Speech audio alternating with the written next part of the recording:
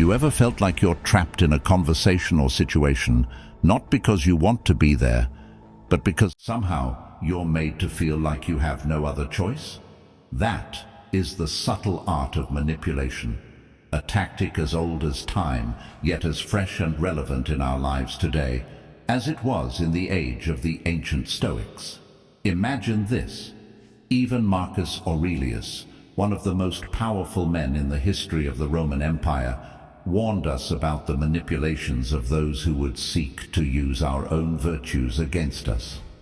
In today's world, filled with social media, instant communication, and endless opportunities for comparison, manipulation can sometimes feel like an invisible thread pulling us in directions we never chose to go. But what if I told you that understanding the signs of manipulation and anchoring ourselves in the wisdom of Stoicism could offer us not just a shield, but a way to navigate through these waters with grace and personal integrity?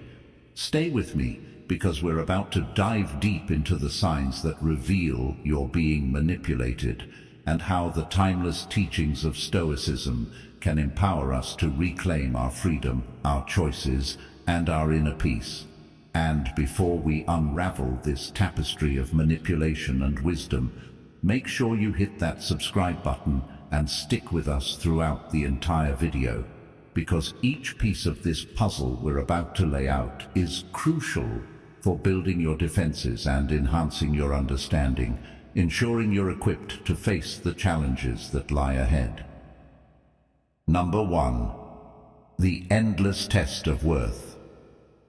Picture you're in a relationship or a situation where it feels like you're constantly on trial, always having to prove your worth, your love, your loyalty, over and over again. It's as if your value as a person is always in question, and no matter how much you give, it never seems to be enough. Now, let's pause for a moment and think about that through the lens of Stoicism. The Stoics, those ancient philosophers who were all about inner peace and resilience, had a pretty clear stance on this. They believed that our worth is inherent, something that can't be given or taken away by someone else's demands or judgments. Marcus Aurelius, a Stoic emperor and philosopher, once wrote about the importance of being true to oneself, regardless of external pressures. He suggested that the opinion of others should not disturb our inner tranquility. So, when we find ourselves in these endless tests of worth, what we're really facing is a manipulation tactic, one that tries to make us doubt our intrinsic value. This is especially toxic because it can lead us to overextend ourselves, to pour our energy and affection into a bottomless pit, hoping that this time it will be enough. But here's the Stoic twist. It's not about proving our worth to others. It's about recognizing our own value and standing firm in it. It's about setting boundaries and understanding that no one has the right to make us feel less than we are. So, why do manipulators do this? Why the endless test? Because it keeps us off balance, constantly seeking their approval, and in doing so, we give away our power. But remember, in the words of Epictetus, another Stoic heavyweight, we have control over our own perceptions and actions. No one can make you feel inferior without your consent. The Stoic approach to breaking free from this cycle is simple but profound. Know yourself, respect yourself, and do not let the shifting sands of someone else's approval define your worth. It's about moving from external validation to internal peace, understanding that you are enough, just as you are. And when someone tries to make you prove your worth, remember, you don't have to take that test. You've already passed it simply by being your authentic self. Number 2, the shadows of communication. It's like walking through a thick fog where you can barely see what's ahead, or even grasp the true intentions behind the words being spoken to you. This shadowy communication often takes the form of passive aggressiveness. Those moments when someone's words say one thing, but their tone, their actions, screams something entirely different. It's like trying to read a book with half the pages torn out. You get the gist, but the full story, it remains elusive, leaving you to fill in the blanks, often with doubts and insecurities. The ancient Stoics had a powerful antidote to this kind of manipulation: clarity and straightforwardness. They valued direct communication and believed that the truth, no matter how blunt, was always preferable to a comforting lie. Marcus Aurelius, for one, emphasized the importance of saying what you mean and meaning what you say, a principle that cuts through the shadows of communication like a beacon of light. But why do manipulators love to dwell in these shadows? Because ambiguity is their ally. By not saying what they truly mean, they avoid accountability. "I was just joking," they might say, or "You're reading too much into it." Sound familiar? It's a way to keep you guessing, to keep the power dynamics tilted in their favor. After all, if you're always trying to decode their true intentions, you're less likely to challenge them or assert your own needs. Stoicism teaches us to look beyond the surface, to seek the intention behind the words. It reminds us that while we cannot control how others choose to communicate, we can control our reactions to it. We can seek clarity, ask direct questions, and refuse to play the guessing game. And when we encounter those who persist in communicating from the shadows, we have the power to choose not to engage, to step back into the light of clear, honest interaction. In our interactions, let's strive for the Stoic ideal of straightforwardness. Let's not be afraid to ask for clarification, to express our needs and expectations openly, because in doing so, we not only dispel the shadows of communication, but we also invite others to step into the light with us. Remember, a conversation shouldn't be a labyrinth. It should be a clear path, marked by honesty and respect, leading to understanding and connection. Number 3, the maze of gaslighting. Imagine being in a labyrinth where every turn you take seems right, but somehow you end up questioning if you've been going in circles. Gaslighting is like that, but in the realm of personal interactions. It's a manipulative tactic that makes you doubt the very essence of your reality, your memories, even your sanity. Someone gaslights you by denying things they've said or done, or by twisting the truth so skillfully that you start questioning your own perceptions.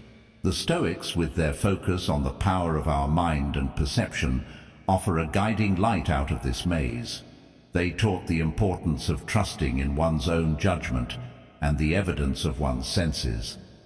Epictetus, a Stoic philosopher, urged us to differentiate between what is within our control and what is not. Our perceptions, our beliefs, our judgments, these are within our control.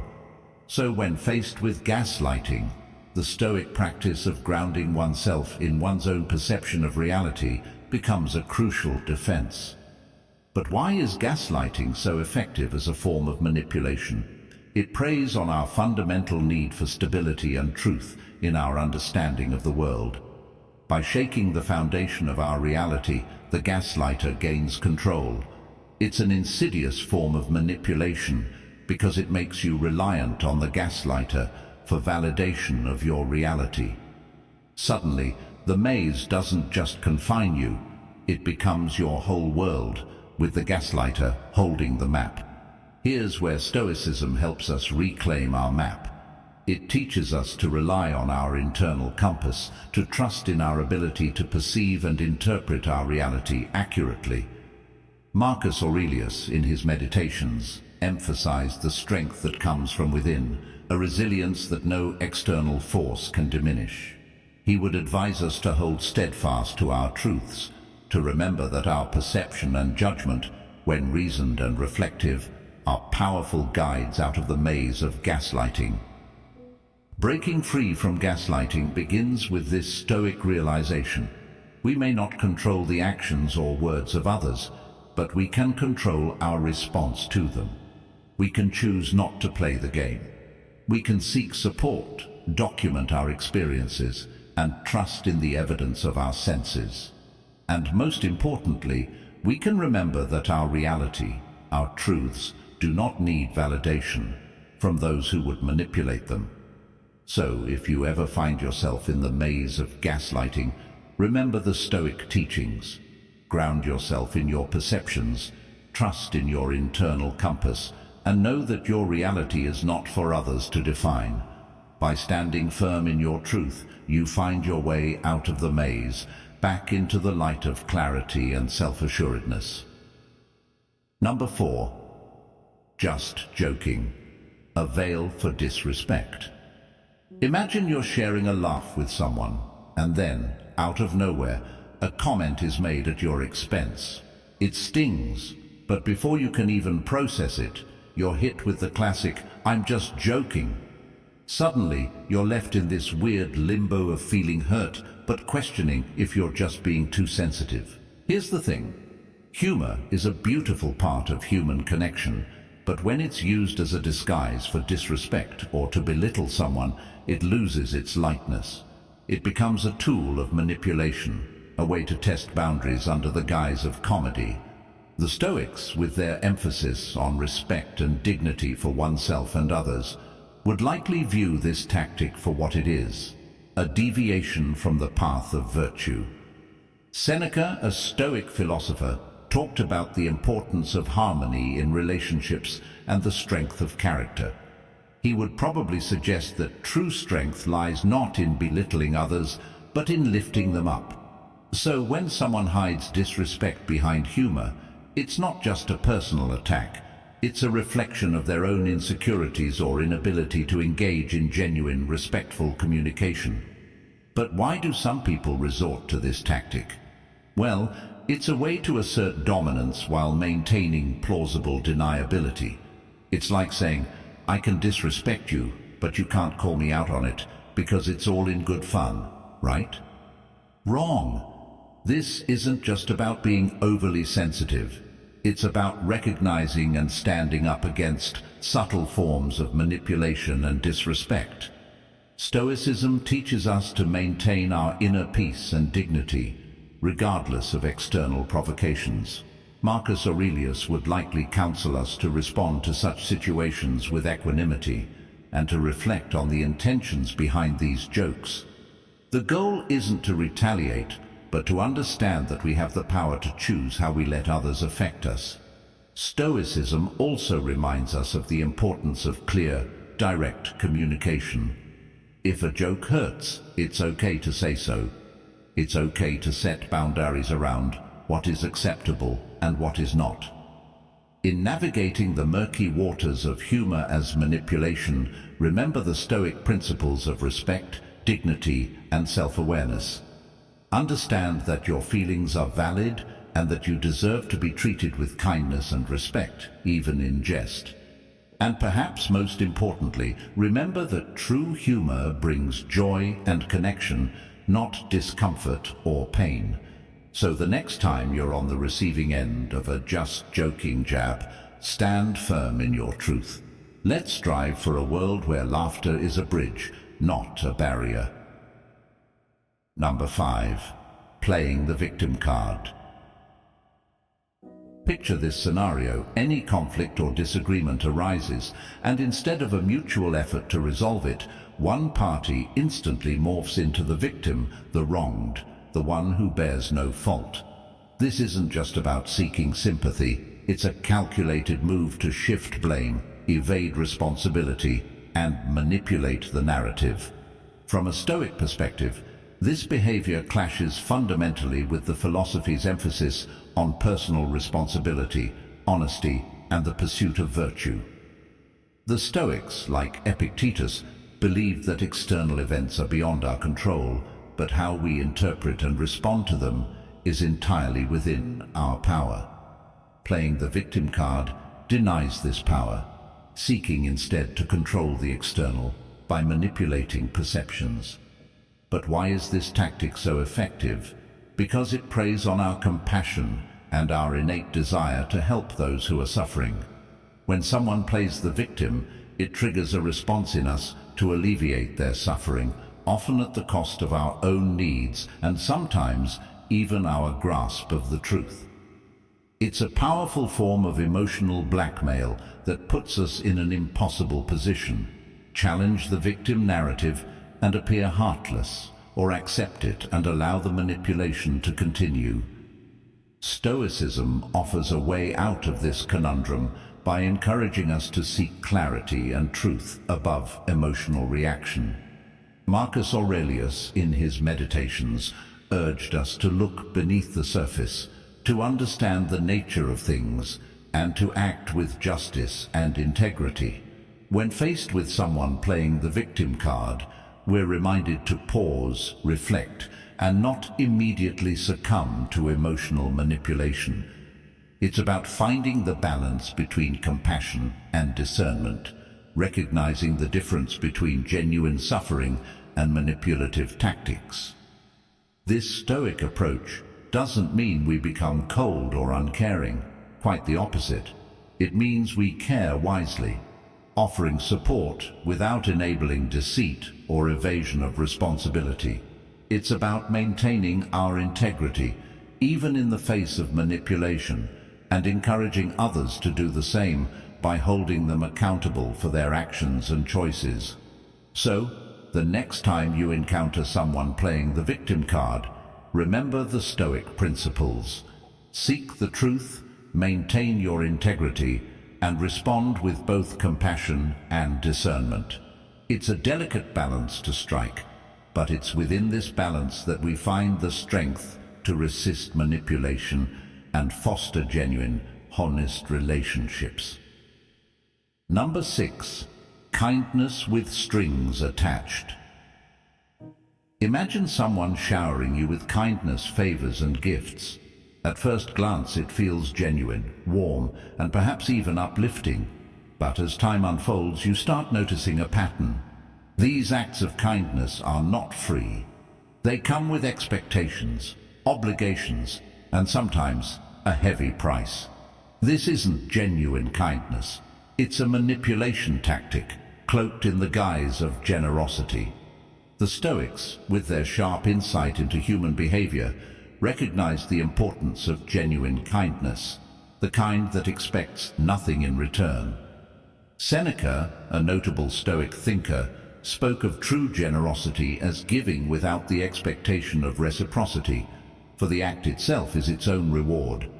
When kindness is offered with strings attached, it ceases to be kindness. Instead, it becomes a transaction, a tool for manipulation, leveraging human decency for personal gain. Why do people use this tactic? It's simple. By binding you with the chains of obligation, they create a sense of indebtedness.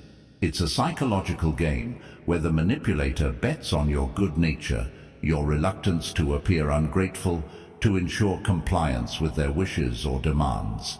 It turns relationships into transactions, where every act of kindness tallies up, waiting to be repaid. This is where Stoicism sheds light on a path forward. It teaches us the value of independence, of being self-sufficient, not just in material terms, but emotionally and morally. Marcus Aurelius, reflecting on the essence of Stoic wisdom, emphasized the importance of acting in accordance with virtue, of doing the right thing for its own sake, not for reward or recognition. When we apply this to the concept of kindness, it becomes clear. True kindness is unconditional. But how do we deal with those who offer kindness with strings attached? First, by recognizing it for what it is, a manipulation tactic.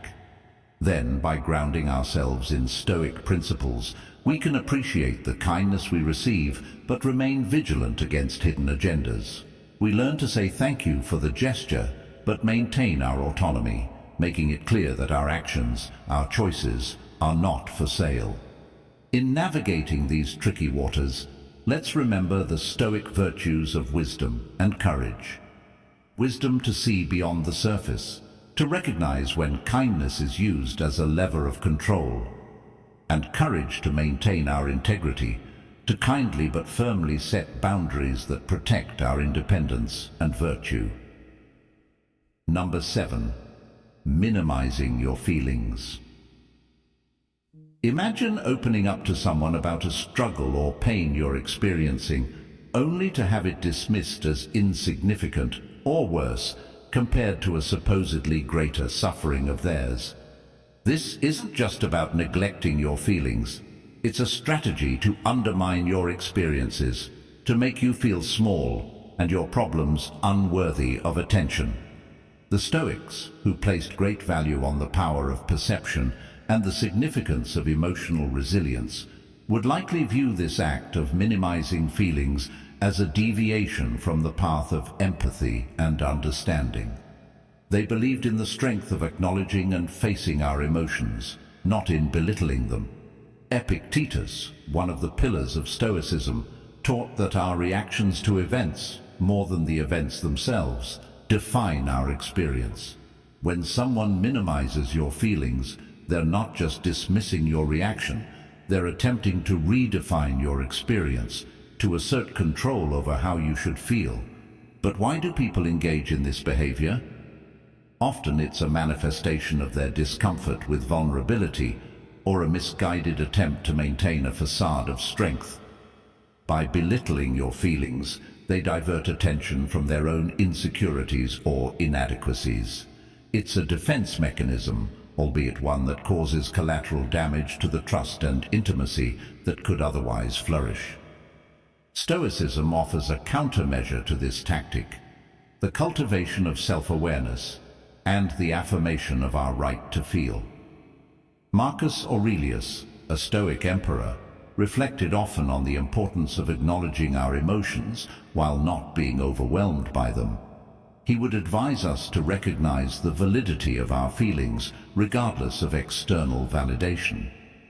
This isn't about wallowing or demanding universal acknowledgement for our troubles, but about affirming to ourselves that our feelings are real, valid, and deserve space. So, how should we respond when our feelings are minimized? With a Stoic resolve, we can choose to validate our own experiences internally, even when others refuse to. We can strive for a dialogue, explaining how such dismissal affects us, but we also prepare to accept that some may never fully understand or acknowledge our feelings. That's their path, not ours. In navigating interactions where your feelings are minimized, remember the Stoic principles of self-validation and emotional resilience. You are the ultimate arbiter of your feelings, the one who gives them space and acknowledgement. By doing so, you honor your truth and maintain your inner peace, regardless of external affirmations or dismissals. This Stoic practice doesn't just shield us from the impact of being minimized, it transforms our relationship with our emotions, turning them into sources of strength and self-knowledge. Number 8.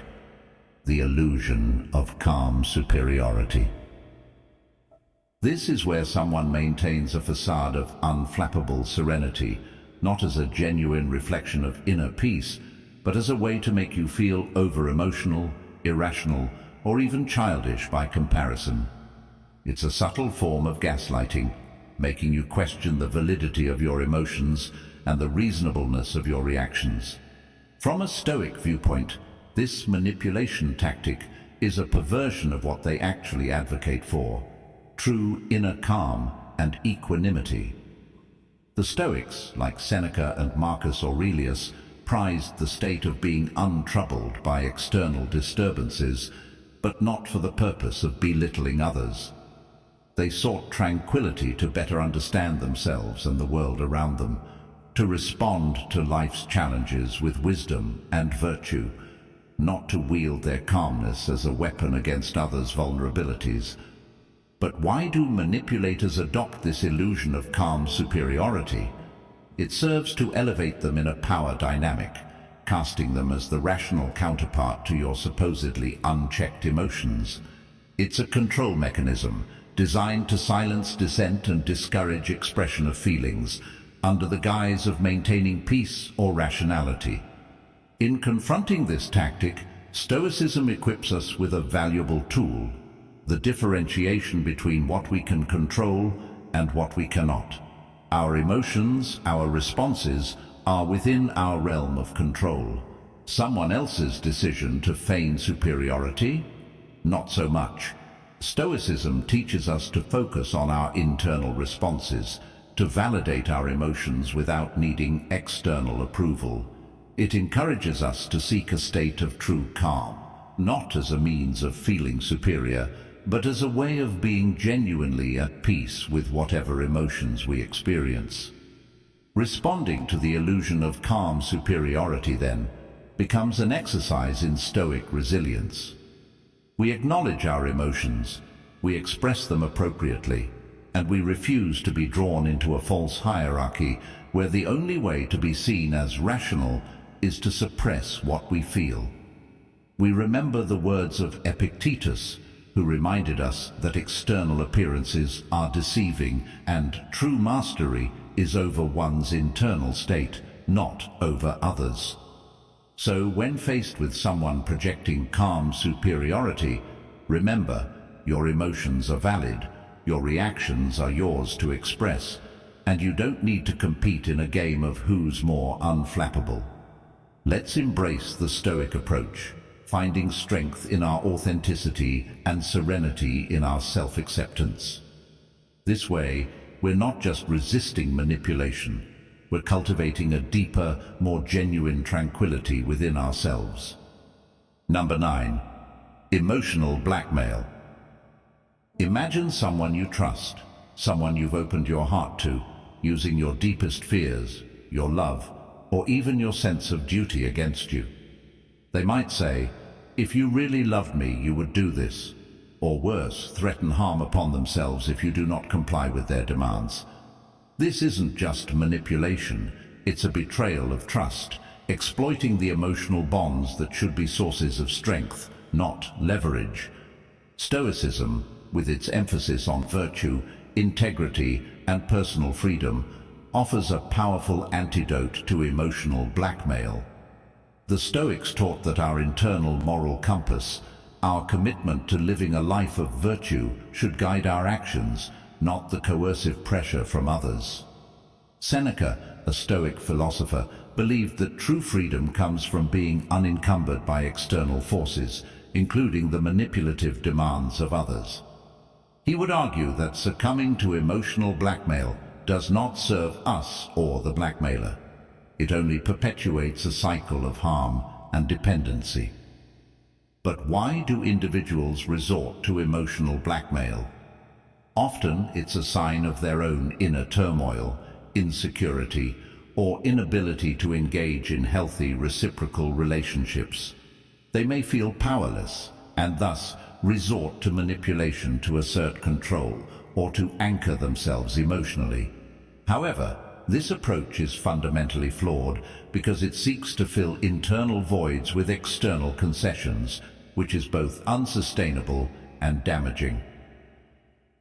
Facing emotional blackmail, Stoicism teaches us to respond with compassion, both for ourselves and the blackmailer, but also with firm boundaries.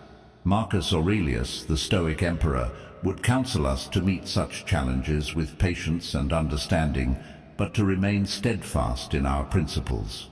We must recognize that while we can offer support, we cannot allow our lives and decisions to be dictated by another's emotional state or manipulative demands.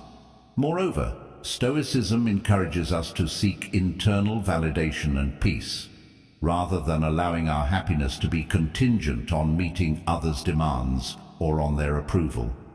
This doesn't mean we become indifferent to the needs and feelings of others, but that we approach relationships with a balance of empathy and self-respect, understanding that true love and friendship never seek to imprison us with guilt or fear. In the face of emotional blackmail, then, let us draw upon our Stoic resilience. Let's remember that we have the power to choose our response, to set boundaries, and to seek help if the situation threatens our well-being or that of the blackmailer. By doing so, we honor our commitment to living with integrity, to nurturing healthy relationships, and to preserving our inner peace against the storms of manipulation. Number 10. Exploiting kindness. Imagine extending your hand, offering your heart, and giving from your spirit, only to find these gestures of goodwill are not met with gratitude, but are seen as opportunities for exploitation. This manipulation preys on the benevolent, those who carry their heart on their sleeve, transforming acts of kindness into transactions where the giver is left depleted and the taker is perpetually unsatisfied. In the face of such exploitation, Stoicism stands as a bulwark, advocating for a life led by virtue and reasoned judgment.